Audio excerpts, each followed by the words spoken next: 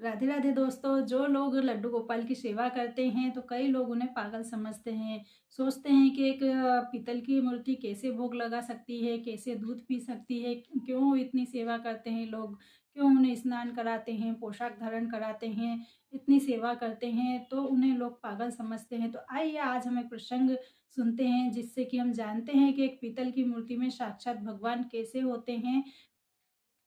हरे कृष्ण दोस्तों, मैं हूँ वंदना यादव। प्रयागराज के पास एक गांव में एक महिला रहती थी। उसके पति वैकुंठ चले गए थे और वह बहुत ही अकेली रहती थी, बहुत ही दुखी रहती थी। फिर उसे लगा कि वो अपने माता पिता के पास चली जाए। उसके माता पिता भी पास वाले गांव में ही रहते थे, तो अपने माता पिता के घर चली गई। वहां जाकर दिन और रात उसने अपने माता पिता की बहुत सेवा की, लेकिन फिर भी उसे अंदर ही अंदर एक अकेलापन खा रहा था। वो यह सोचती रहती थी, मैं कहाँ जाऊँ, मैं क्या करूँ, किस ने जाकर अपने मन की सारी बातें कहूँ। किसी ने उसे सलाह दी कि तुम भगवान की शरण ले लो, तुम एक लड्डू गोपाल को अपने घर लेकर आओ और उनकी रोज सेवा करना, उनसे अपनी सारी मन की बात करना। इस तरह आपकी सेवा भी हो जाएगी, नाम जाप भी हो जाएगा और अंत को तुम वैकुंठ भी सिद्धार्थ जाओगी। तो उसको यह सुझाव बहुत ही अच्छा लगा और वो एक दिन लड्डू गोपाल को अपने घर लेकर आ गई। रात और दिन अपने माता पिता की सेवा करती थी, लड्डू गोपाल की सेवा करती थी और जो भी उसके मन में आता था, जो वो किसी से बात नहीं कर सकती थी, वो सारी बातें वो अपने लड्डू गोपाल से करती थी। उन्हें अपने बेटे की तरह मानती थी। धीरे धीरे समय बीतता गया और उसके माता पिता भी वैकुंठ धाम चले गए। फिर वह सारा दिन लड्डू गोपाल में ही लगी रहती थी। उनको खाना खिलाती थी, उनको पोशाक धारण कराती थी, उनको दूध पिलाती थी, उनको सुलाती थी। अपने जब भी वह मोहल्लों की औरतों के साथ बैठती थी ना, तो वहाँ पर भी यही बातें करती थी कि मेरे ठाकुर जी ने आज यह पोशाक धारण की है, मेरे लाला ने आज यह खाया है, मैंने आज मेरे अपने लाला को इस चीज़ का भोग लगाया है।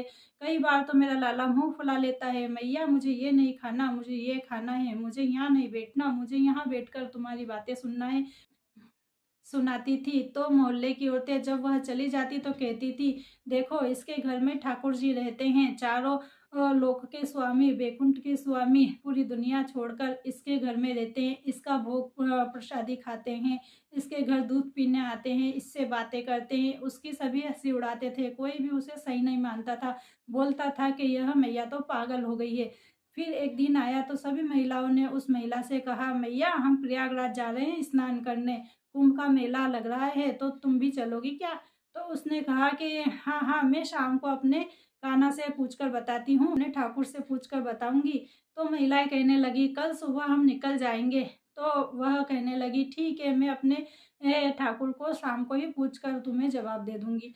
अब वह घर में गई और अपने ठाकुर से कहने लगी, कान्हा मैं कल कुंभ के मेले में जा रही हूँ, अब इतने पाप किए हैं तो धोने तो पड़ेंगे, तो मैं कुंभ के मेले में स्नान करके आऊंगी, गंगा जी में डुबकी लगा कर आऊंगी। एक ही दिन की तो बात है, सुबह जाऊंगी शाम तक आ जाऊंगी, तो तुम घर में ही रहना, सारा भोग प्रसादी रख कर जाऊंगी, जो मन चाहे खा लेना, जो मन चाहे पी लेना, जहाँ मन चाहे बैठ जाना और आराम से रहना। नहीं नहीं मैया, मैं भी चलूंगा, मुझे भी चलना है प्रयागराज, मुझे भी गंगा जी में डुबकी लगानी है। तो मैया कहती, नहीं नहीं कान्हा, तुम कैसे जा सकते हो, बाहर बहुत ठंड है, वहाँ बहुत भीड़ होगी, वहाँ बहुत ठंड है और इतने ठंडे पानी में नहाओगे तुम्हें सर्दी लग जाएगी, तुम क्या करोगे, कभी कभी घर में अकेले भी रहना चाहिए। तो यह बोलकर वह कान्हा जी को चुप कर देती है। अब सुबह होती है तो सुबह वह कान्हा जी की सारी सेवाएं करती है, पोशाक धारण कराती है, उन्हें भोग लगाती है, तैयार करती है और अच्छे से उन्हें विराजमान करती है और बोलती है, कान्हा मैं अब जा रही हूँ और जाकर फिर आती हूँ शाम को, ठीक है। वह जैसे ही घर से निकलती है तो बैलगाड़ी तैयार रहती है, सारी महिलाएं बैठी हुई होती हैं और वो भी जाकर बैठ जाती है। जैसे ही बैलगाड़ी चलने लगती है तो वह बोलती है, रुको रुको, मेरा लाला आवाज़ लगा रहा है, मैं अपने लाला को लेकर आती हूँ। तो औरतें बोलने लगती है, अरे मैया ऐसा क्या भूल गई, तो तुम गाड़ी रोक रही हो, इतनी देर से याद नहीं आया?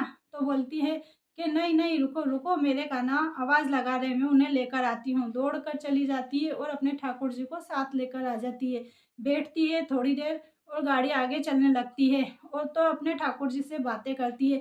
अरे लाला, इतना समझाया था तुझे कल, फिर भी समझ नहीं आई, मेरे पीछे लग रहा है, बड़े ही ज़िद्दी हो गए हो, सुबह तो कुछ नहीं बोल रहे थे और अब आवाज़ लगा रहे हो। तो सभी महिलाएँ सोचने लगी, यह मैया तो ऐसे ही बात करती है अपने कान्हा से। बैलगाड़ी फिर से चल दी। जैसे ही थोड़ी आगे बढ़े तो वह बोलने लगी, रुको, रुको, मेरे कान्हा को आगे बैठना है, मेरे कान्हा को आगे बैठकर सब आगे देखना है। तो सभी ने उसे जगह दी और उसके कान्हा और उसको आगे बैठने दिया। सभी प्रयागराज पहुँच गए। पहुँचते ही वहाँ पर उन्होंने एक टेंट लिया, वहाँ पर से सभी स्नान करने जाने लगे। मैया ने भी अपने ठाकुर जी को वहाँ पर बिठा दिया और बोली कि कान्हा, मैं स्नान कर कर आती हूँ, तुम यहाँ पर ही बैठो। तो उसे लगा कि कान्हा जी बोल रहे हैं, अरे मैया, मैं यहाँ तक आ ही गया हूँ तो स्नान भी कर लेता हूँ, मैं भी डुबकी लगा लूँगा गंगा जी में, मुझे भी ले चलो। तो वह बोलने लगी, नहीं नहीं कान्हा, तुम कैसे जाओगे, बाहर बहुत ठंड है, तुम्हें सर्दी लग जाएगी। बोले, नहीं नहीं मैया, मैं तो चलूँगा। तो वह बोलने लगी, कान्हा तुम नहीं मानोगे, चलो तुम्हें भी लेकर चलती हूँ। लेकर गई। अब उसने जाकर कान्हा जी को गंगा जी के तट पर बिठा दिया और खुद स्नान करने चली गई। जैसे ही उसने गंगा जी में डुबकी लगाई और वापस आने लगी, तो उसे लगा कि उसके कान्हा जी बोल रहे हैं कि मैया मुझे भी डुबकी लगा दो, मुझे भी स्नान करने। तो उसने अपने लड्डू गोपाल को स्नान कराया और उसे लगा कि मेरे कान्हा को बड़ी ही ठंड लगी है। जल्दी से वह आई और अपने कान्हा जी को पोशाक धारण कराई, उन्हें कंबल उड़ाया और उन्हें बोलने लगी, रुक कान्हा, तुझे ठंड लगी है, मैं तेरे लिए गरम गरम दूध लाती हूँ, दूध पिएगा गरम गरम तो तुझे गर्मी आ जाएगी। तो वह दौड़ी दौड़ी जाती है और एक गिलास दूध लेकर आती है और कान्हा जी को गरम-गरम दूध पिलाती है। बोले, कान्हा तेरे को ठंड लग रही है। तो यह सारा दृश्य सारी महिलाएँ देख रही थी। उन महिलाओं के साथ एक व्यक्ति भी आया था। तो वह सभी यह बातें देख रहे थे कि ये लड्डू गोपाल की दिन और रात पागलों की तरह सेवा करती है, उनसे बातें करती है। अब देखो इस मैया को दूध ही पिलाने लग गई कि कान्हा को ठंड लगी है। कहीं पीतल की मूर्ति को भला कभी ठंड लगती है? सभी मन ही मन सोच रहे थे। फिर सभी कहने लगे, चलो, चलो अब निकलने का समय हो गया है। अब हम सभी चलते हैं, शाम तक घर भी तो जाना है, गाँव पहुँचना है। तो वह बोलने लगी कि अरे रुको, रुको, मेरे कान्हा को जलेबियाँ खानी है, पहले मेरे कान्हा को जलेबियाँ ला कर दो, तब मेरे कान्हा, मेरे ठाकुर जी जलेबियाँ खाएँगे, फिर मैं चलूँगी, नहीं तो मैं नहीं चलूँगी। तो वह व्यक्ति बोलने लगा, अरे मैया, घर जाके जलेबी खिला लेना, अभी देर हो जाएगी, जाते-जाते रात हो जाएगी, अभी चल। तो मेरे ठाकुर जी जलेबी खाने का बोल रहे हैं, तो जलेबी खाएँगे तभी चलेंगे। तो आप पहले जलेबी लेकर आओ। तो वह व्यक्ति जाता है दौड़ा-दौड़ा और जलेबी लेकर आ जाता है। जल्दी से प्लेट में जलेबी रखी और ठाकुर जी को भोग लगाया, अपनी साड़ी के पल्लू से आड़ कर ली। थोड़ी देर बाद जब पल्लू हटाया तो जलेबी ज्यों के त्यों रखी थी, ठाकुर जी ने भोग ही नहीं लगाया। तो सभी जने बोलने लगे, मैया, आपके ठाकुर जी ने तो भोग ही नहीं लगाया, जलेबी तो आपको खानी थी, अब जल्दी से आप खा लो और चलो, देर हो रही है। तो मैया कहने लगी, नहीं, नहीं, भोग तो मेरे ठाकुर जी ही लगाएँगे, लेकिन गलती से आप शायद नकली घी की जलेबी ले आए हो, असली घी की जलेबी लाओ तभी मेरे ठाकुर जी भोग लगाएँगे। तो वह व्यक्ति थोड़ा और चिड़चिड़ा हो गया और बोलने लगा, देखो मैया, मैं असली घी की जलेबी लाऊँगा, लेकिन अगर तेरे ठाकुर ने भोग नहीं लगाया, तो मैं तुझे और तेरे ठाकुर जी को यहीं छोड़ के चला जाऊँगा। बड़ा ही चिड़चिड़ा और गुस्से में वह बोलकर चला गया। अब वह वापस से जलेबी लेकर आया असली घी की और मैया को दी। मैया ने फिर से प्लेट में जलेबी का भोग लगाया और अपने साड़ी के पल्लू से आड़ कर दी। जैसे ही पल्लू हटाया वैसे ही देखा कि जलेबी सब खत्म हो चुकी थी। कान्हा जी ने भोग लगा लिया था, मेरे ठाकुर जी ने भोग स्वीकार कर लिया था। तो सभी चौंक गए और सभी माफ़ी मांगने लगे। वह व्यक्ति रोने लगा और कहने लगा, मैया मुझे माफ़ कर दे, तेरे घर साक्षात ठाकुर जी रहते हैं, ब्रह्मांड के त्रिलोक के स्वामी रहते हैं, मुझे माफ़ कर दे मैया। तो वह मैया कहने लगी, अरे तुम क्यों माफ़ी मांग रहे हो, तुमसे तो मेरे कान्हा बहुत ही खुश है, ठाकुर जी बहुत ही खुश है, तुमने उन्हें जलेबी जो खिलाई है।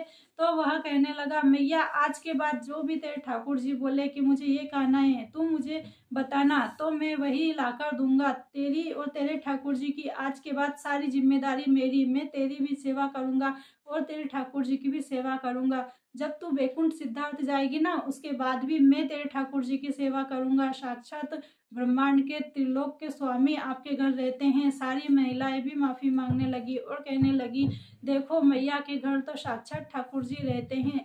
तो इस प्रसंग से हम जानते हैं कि ये एक पीतल की मूर्ति में भी प्राण होते हैं और वह साक्षात ठाकुर जी ही रहते हैं। सच्चे मन से जो भी कान्हा जी की सेवा करते हैं, उन्हें भोग प्रसादी खिलाते हैं, उनको लाड़ लड़ाते हैं, उनसे अपने मन की बातें करते हैं ना, तो एक दिन ठाकुर जी भी हमसे ज़रूर से बातें करते हैं और हमारी सारी बातों का जवाब देते हैं। राधे राधे।